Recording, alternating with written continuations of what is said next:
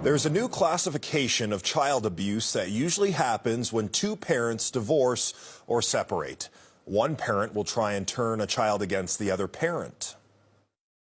I get emails from people from coast to coast to coast and internationally raising concerns about being cut off from their children, being cut off from their grandchildren.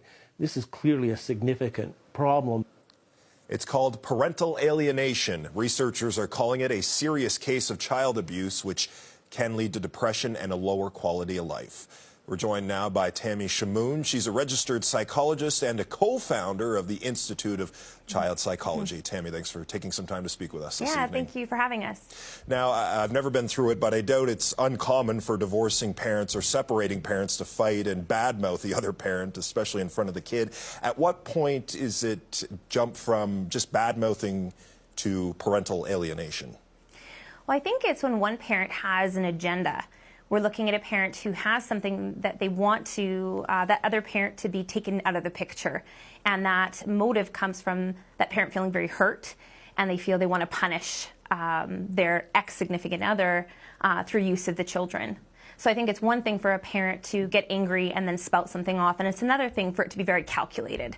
And this tends to be more of a calculated act on behalf of a distressed parent. Now, this you mentioned, it's supposed to punish the other parent, but this actually has an impact on children in the short and long term. Right. I mean, biologically, children were meant to be connected to and attached to both parents.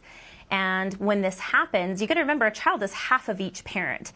And when a child is alienated from one of the parents, especially the biological parents, or it could be a grandparent or another person, but particularly when we're talking about parental alienation, that child is basically told that that other parent is no good. And by default, what we're actually saying is that child is no good. And that's where the trauma happens, is the child then feels there's something wrong with them inherently. Now, they may not show this outwardly at first, but as you had mentioned, we'll see issues later on down the road with things like such as depression and anger. Now, when parents do split up, is there certain topics of conversation they should avoid with their ex and their children?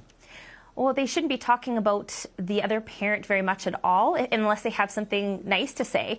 Now, I understand not all parents behave well, especially under a lot of stress, and divorce can be highly stressful for parents. But, you know, under rule of thumb, what I tell parents is always support that child's relationship with the other parent. And even if that parent does something that you don't believe is healthy, you say, you know what, that other parent, your dad, your mom, is loving you the best they know how. And I know that's hard when they do that, but I know you love mom or dad, and this can be really hard.